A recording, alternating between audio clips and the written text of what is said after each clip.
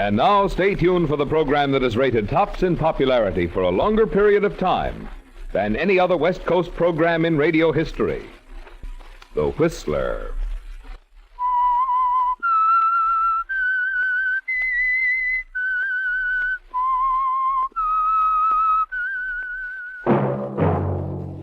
Invites you to sit back and enjoy another strange story by The Whistler.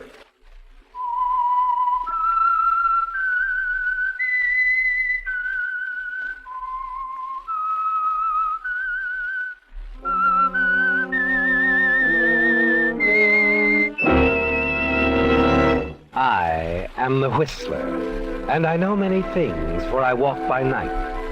I know many strange tales hidden in the hearts of men and women who have stepped into the shadows. Yes, I know the nameless terrors of which they dare not speak. And now for the Whistler's strange story. She never would be missed.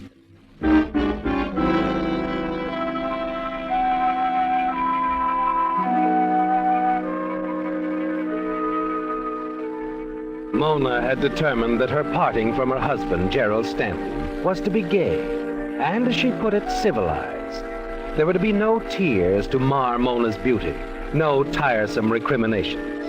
Best of all, Gerald had understood her perfectly. He had seemed to realize at once why she preferred Vincent, why the divorce was so very necessary to her. And now there was nothing more for Mona to do other than wait for train time. Check on the few last-minute details with her maid. Oh, Lucille, did the man come for my luggage? He just left, madame. You made it clear that I wanted to arrive in Reno the same time I do. Yes, and I phoned for a cab. It will be right here. Oh, you're an angel, Lucille. You've been so good through all this.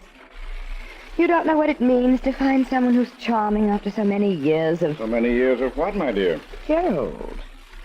Gerald, what are you doing here? I thought you'd gone to your club. I came back because I have something to say to you. I'll watch for your cab, madame. Thank you, Lucille.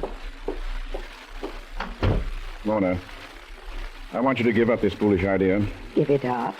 Well, it's absurd. Everything's settled. You agree. I didn't know until today just whom I was being divorced for. You've always known it was Vincent. We've never made any secret of it. But I knew nothing about him. He's no good, Mona. I can understand your thinking so. It isn't just me. Do you realize he's been thrown out of every decent club in San Francisco? Why, no respectable society will tolerate him. You think you'll be happy married to that? I've never been able to understand your reverence for what you call respectability. He's a bounder, Mona, a cheat. Everything that's rotten. In short, a juicy topic for a club full of old men. It always comes back to that, doesn't it? You're young and I'm old. It's time we faced it, don't you think? Mona, believe me, if it were anyone else, I'd let you go. No protest. But this Carter, for your own sake, I beg you not to give up everything for him. I love Vincent, and he loves me. You can protest or not as you like. I could make it very disagreeable, Mona, for both of you. Of course you could. Get into all the papers, too. But I don't think you will. Where would your respectability be then? I think I lost it, Mona, when I married you. Your cab is here, Mrs. Stanton. I'll be right down, Lucille. Goodbye, Gerald. One thing more, Mona. I'm going to revise our little agreement. There will be no property settlement. Ah.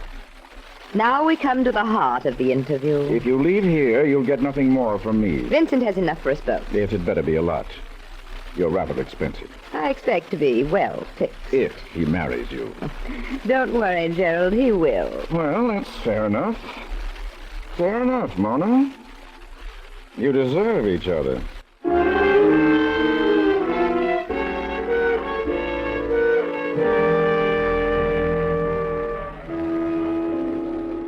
Car number 32, right here. Thank you. Say goodbye to me now, Vincent. I can't bear these prolonged farewells. Darling, here's something to remember me by. What is it? Open it and see. Vincent, what a perfectly stunning ring. Oh, you like it? It's been in the family for ages. Oh, Vincent, I do love you so. Wire me when it's over and I'll meet you here at the station. Oh, no, darling, not at the station. I want to look my very best when I see you. Can't we make... How about where we always meet? Pietro's for lunch. 1 o'clock the day you get back. Wonderful. You'd better be wearing that ring. You'll see me flashing flocks away. Oh, there it is, darling. I've got to run. Goodbye, Angel. I'll be living for our lunch at Pietro's, darling.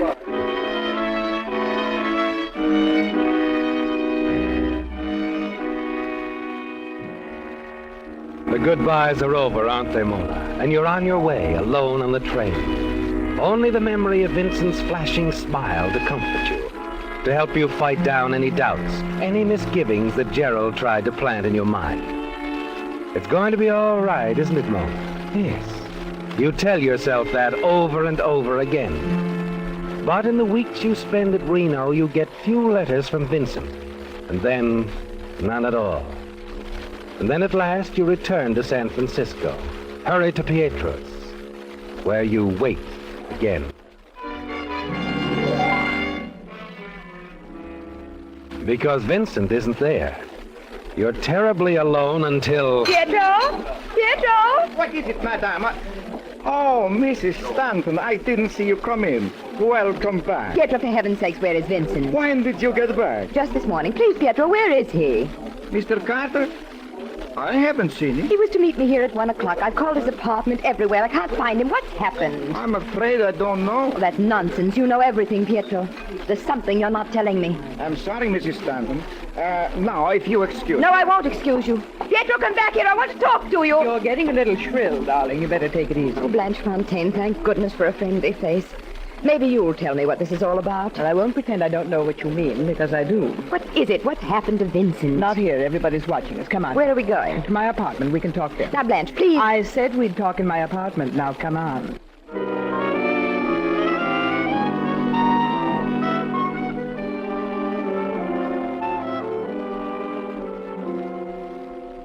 I know how you feel, Mona, but a lot can happen in 6 weeks, and...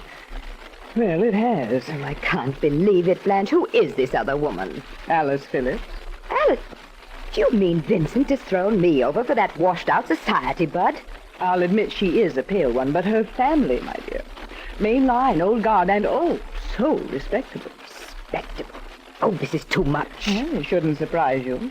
Vincent's always been a perfect sucker for that sort of thing. But he can't. He's going to marry me. I have his ring. Darling, what's a ring when he can marry a Phillips? This is the top for him. Big stuff. He'll never let that go. I think you're cruel to say things like that. I face facts, Mona, and so must you. Now forget it. Go away for a while. Pull yourself together. Exit gracefully, you mean? You can go up to my lodge if you like. You'll be alone there, miles from everywhere. It'll give you time to get hold of yourself. Vincent loves me. I've given up everything for him. Husband, money, everything. I'll find him and talk to him. He'll say it isn't true. All right, darling. Have it your way. I will. You'll see.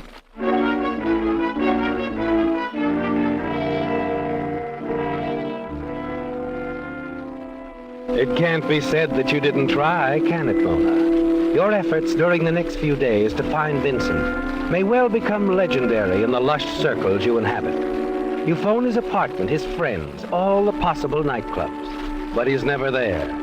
You write him notes and long, pleading letters, but they remain unanswered. And still you refuse to accept the obvious. Finally, one afternoon at the cocktail hour, you catch him at Pietro's. He's as handsome as ever, but you're forced to see that things aren't the same now. Vincent has changed. Yes, I heard you were trying to reach me, Mona, but I really wish you wouldn't. It's rather awkward under the circumstances. Vincent, what are the circumstances? Oh, we know each other too well to pretend ignorance. Then it is true. Alice Phillips. Vincent, you can't do this to me. Well, nobody's done anything, Mona. It simply happened. And so I'm to be brushed off just like that. We should be grateful we found out before it was too late. Great. Do you realize what I've lost on your account? Well, that was your doing, Mona, not mine. Oh, you're contemptible. Just honest. Vincent, you don't love her. You couldn't. You love me. And it's all right, darling. I know these things happen sometimes, and I'm willing to forget it. Perhaps you haven't understood me, Mona. This isn't just a temporary romance. I'm going to marry Alice. Vincent! Which reminds me, darling, I'd like to have my ring back if you don't mind. It's a rather good one, you know, sort of heirloom. And I think Alice... Your ring, indeed. Oh, you just try and get it. All right, Mona. But you can get out of my life and stay out. Mrs. Stanton, please, I'll have to ask Oh, you. get away, Pietro. Wouldn't you like me to call you a Get away, I said. Take your hands off of me. Mona, for heaven's sake, control yourself. You're making a spectacle. Control yourself, he says. Oh, that's good. That's very good. And quit hounding me, or you'll force me to do something unpleasant. Come, Mrs. Stanton. Go of me. Please wait, please. You'll never marry her, Vincent Carter. Not while I live. I'll kill you. First, I swear it, I'll kill you.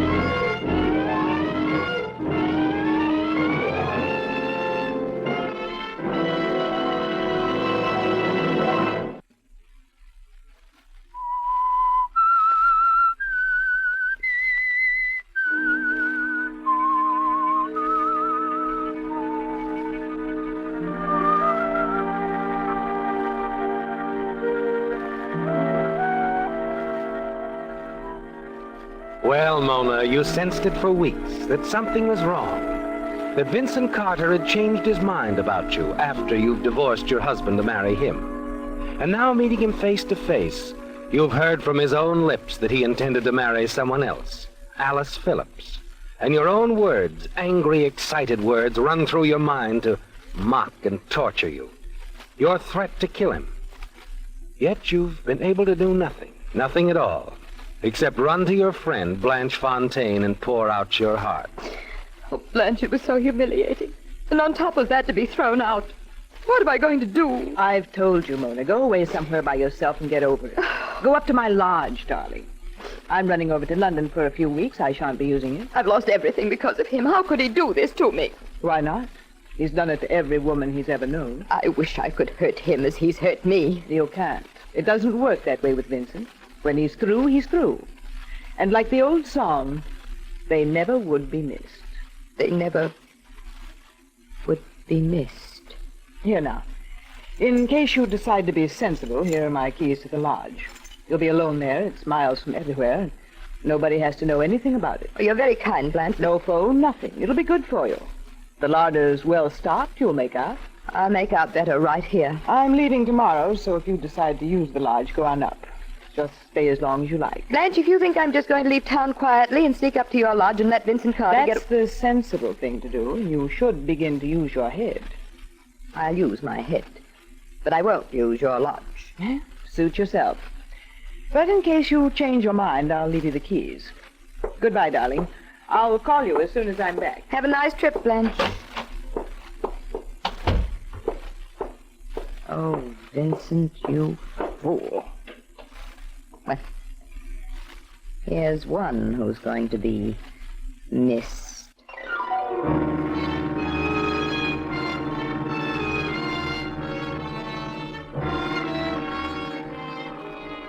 It's a vicious plan, isn't it, Mona? But you've decided, yes, to disappear suddenly and without explanation. You'll do it in such a way that Vincent Carter will be blamed for your disappearance. You're certain that the publicity, the suspicions in his direction will cause the ultra-respectable Alice Phillips to break off her engagement to him. And once that happens, you're certain you can win him back. And you're certain your plan will work, aren't you? Only Blanche knows that you know of the existence of the lodge, and you've told her you weren't going to use it. You're sure she'll be on the high seas bound for London and will learn nothing until her return. The next day, a phone call to Vincent is your first move in working him into your little scheme. I don't know what possessed me, Vincent. I was dreadful, and I'm terribly sorry. Oh, it's all right, Mona. Alice is a lovely girl, and I think she ought to have the ring. But you mean you'll give it back? Of course. Come over and have a drink with me. Show me there are no hard feelings. I'll give it to you then. Well, all right, Mona. I'll come by. Just for a minute. Done and done, darling. See you. Lucille? Yes, madame? I'll be dining out, Lucille. Fetch me something to wear and hurry. Mr. Carter's coming right away. Mr. Carter? Yes, he just called, asked me to have dinner. But you think you should? Why not? If he wants me back, I'm quite willing. But, Mrs. Stanton, how do you know that's what he wants? How do you know it isn't... What do you mean, Lucille? Well, he called here yesterday when you were out, and... Oh, he said dreadful things. He said that if you didn't quit bothering him, he would do something drastic. I didn't tell you that because that was yesterday, Lucille. Oh, don't worry, I can handle him. Oh, I hope so, madame. But, Lucille, please don't tell anyone who I'm with. I promised Vincent. He doesn't want it known yet. Oh, I don't like it, madame. I don't like it at all. Nonsense. Come on, help me get ready. He'll be here.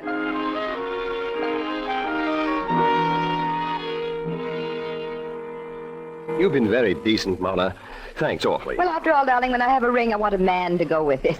Have another drink? No, thanks. I'd better run along. Must you? I was rather hoping you'd let me take you to dinner, a sort of farewell. Oh, I'm afraid... It's a divine little place just out of town. Very quiet. Nobody'd know. You're very persuasive. For old time's sake. We can take my car. What do you say? All right. I'd rather like to.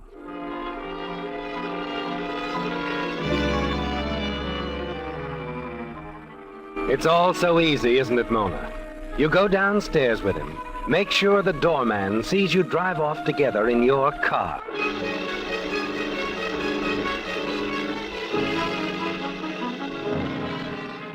The dinner at the obscure country inn goes pleasantly, with Vincent obviously relieved at your show of goodwill.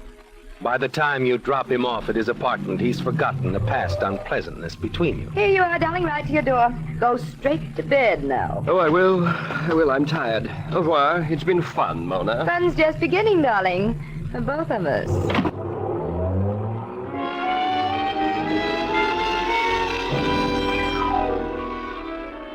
And now, Mona, the easy 4-hour drive to the lodge, where you run your car out of sight behind some trees.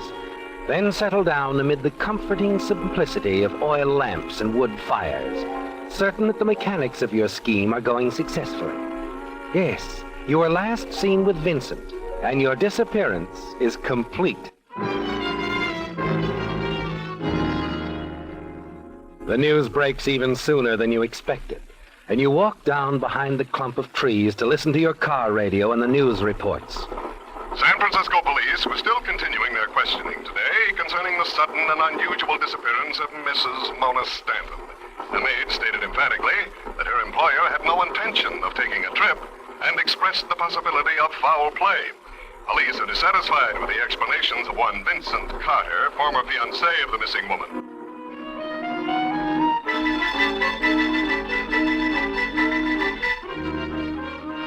It's perfect, isn't it, Mona? And the following day, the reports are even more exciting. Until finally, the one thing you most wanted to hear. In the case of Mrs. Mona Stanton, missing for the past 5 days, socialite Alice Phillips flew to Santa Barbara tonight, accompanied by her mother. Sources close to Miss Phillips indicate that she has broken her engagement to Vincent Carter, material witness and principal suspect in the mysterious Stanton disappearance. And now for some other ghost news. So she wouldn't stick by you, Vincent, eh? Too respectable. You've won, haven't you, Mona? You tell yourself over and over again you've won. Vincent has been humbled, Alice driven away. You can return to him now, take him back on your own terms. And then as you finish packing for the trip back to the city and close your suitcase, you hear a car approaching the lodge. Only one person knows you're here, Mona. Just one. Blanche. It has to be Blanche. She's bringing the police. I've got to get out of here. It's all clear to you, isn't it, Mona? Blanche must have heard of your disappearance before she embarked for London, changed her plans, and hurried back to San Francisco to investigate. You've got to hurry and get away. You race for the rear door to the cabin, and a lamp crashes to the floor. As you swing the door wide open, Mona. But you're not stopping for anything like that now. No. You race to the clump of trees in your car. Your only chance to get away without being seen is the old river road. You noticed it while walking one day. Now it's got to provide your escape. Your heart pounds as you release the brake. Let your car coast silently down this back road. A mile from the lodge, you risk starting the engine.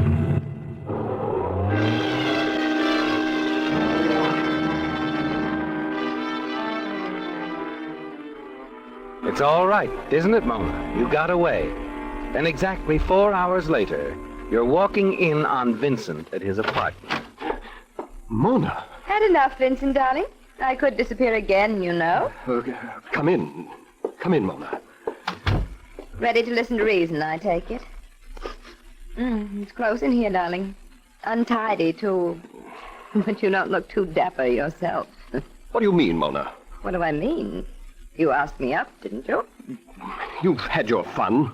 Why bother to come back at all? I want a husband, darling, and security. I want you. Security? You don't have to lock the door. I shan't run away so long as you're reasonable. That's right, Mona. You won't run away. Ever. Vincent, what are you You had your little joke. Now I'll have mine. Oh, come now, darling, put it down. You don't deserve to live. I said put the gun down, Vincent. Keep away. Come on, give it to me. Let go, Mona. Let go, I say. Boy, you little... High heels can be rather painful, can't they, Vincent? Now our places are reversed. You're the one who doesn't deserve to live. Well, I was only trying to scare you, Mona. I wouldn't have killed Then you. you shouldn't have let go of the gun when I kicked you, because I am going to kill you. No, please, Mona. Wait a minute. Why should I? After wrecking my life and tossing me aside as if I were a casual pickup, you were going to kill me. I'm just turning the tables on you, that's all.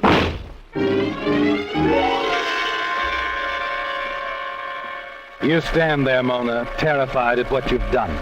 The revolver you wrested from Vincent still smoking in your hand. Then, as the paralysis of shock subsides, you begin to realize your own danger. You've killed a man, Mona, and your feelings about him are well known. It comes back to you in your own words, shouted publicly that day at Pietro's. You'll never marry her, Vincent Carter. I'll kill you first. And now you have killed him, haven't you, Mona? And who's going to believe that you didn't intend to? Suddenly you lean down, quickly press the gun into Vincent's hand, smooth over the evidence of the struggle, and slip out of the apartment. Within a half hour, you're at police headquarters, telling a plausible story to the lieutenant in charge. You see, Lieutenant, I'd gone up to the lodge for a complete rest, so I hadn't even heard a radio until a few hours ago. I happened to turn on the 6 o'clock news, and when appearance, well, naturally, I came back at once. I see. I'm afraid it's been a pretty serious mistake all around. Yes, dreadful. We'll have to let Vincent know immediately. I'm afraid it's too late, Mrs. Stanton. What? The report just came in. Vincent Carter shot himself not more than half hour ago. Oh, no. Steady, Mrs. No. Stanton, steady. It's all my fault. If I hadn't gone away... I wouldn't say that. You didn't know. Oh, what shall I do if only I hadn't... Best thing is to go home and try to get some rest. Oh, I couldn't. Not now. Not when... Try, though, will you? It's too bad, but you're not to blame. All right, Lieutenant. I'll try.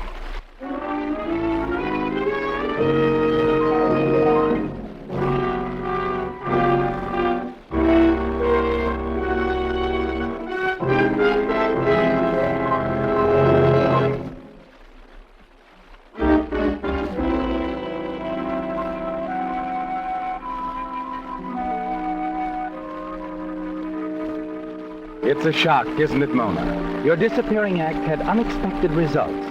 Vincent is dead now. Dead, the police believe, by his own hand. It appears that you had nothing to do with it because of your story that you were in your car at the time, driving back from the lodge to save Vincent from the suspicion that he had done away with you. And they can only think of you as an innocent figure in a comedy of misinterpretation. The next day, the police lieutenant comes to your apartment. Confidently, you answer his questions with your usual inventiveness. I told you all I can, Lieutenant. I left the lodge right after the 6 o'clock news broadcast. When I heard on the newscast that Vincent was being blamed for my disappearance, I went back to town, but what difference does it make now? Because, Mrs. Stanton, Vincent Carter's death wasn't suicide. Wasn't suicide? You mean Vincent was... Murdered, Mrs. Stanton. The angle of the bullet proves the shot couldn't have been fired by Mr. Carter. I see. But surely you don't suspect me. Yes, I'm afraid I do. You had the strongest motive in the world. I've learned a great deal about you since I last saw you, Mrs. Stanton. Mr. Carter broke up your marriage, then tossed you aside for another woman. But that was some time ago. Since then... At least 2 different people heard you threaten to kill him. But I told you that was... We've got a pretty strong case against you, Mrs. Stanton. A woman answering your description was seen leaving Carter's apartment building about the time of the murder. Possibly so, but it couldn't have been I. I was driving into town. I see. Now, as I understand it, it's an easy 4-hour drive from the lodge into town, right? Yes. And you say you left there right after the 6 o'clock newscast.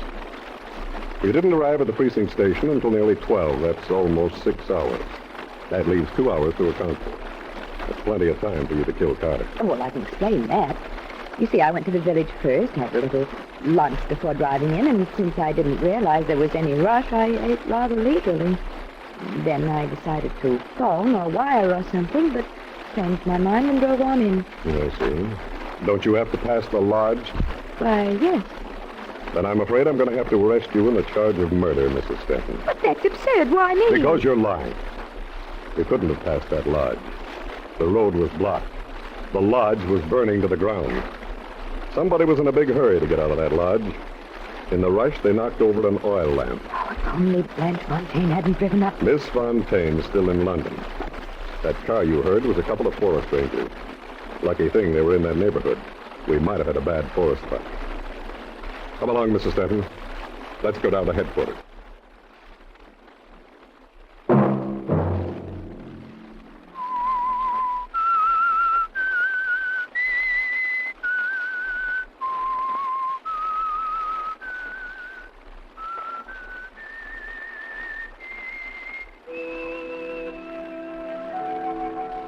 Let that whistle be your signal for the Whistler each Sunday night at the same time.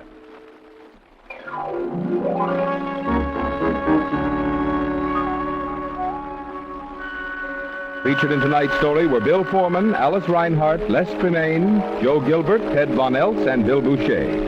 The Whistler was produced and directed by George W. Allen, with story by William Engnick and Cleo Davis, music by Wilbur Hatch, and was transmitted overseas by the Armed Forces Radio Service. The Whistler is entirely fictional, and all characters portrayed on The Whistler are also fictional. Any similarity of names or resemblance to persons living or dead is purely coincidental. Remember to tune in at this same time next Sunday. We'll bring you another strange story by The Whistler. Marvin Miller speaking. This is the CBS Radio Network.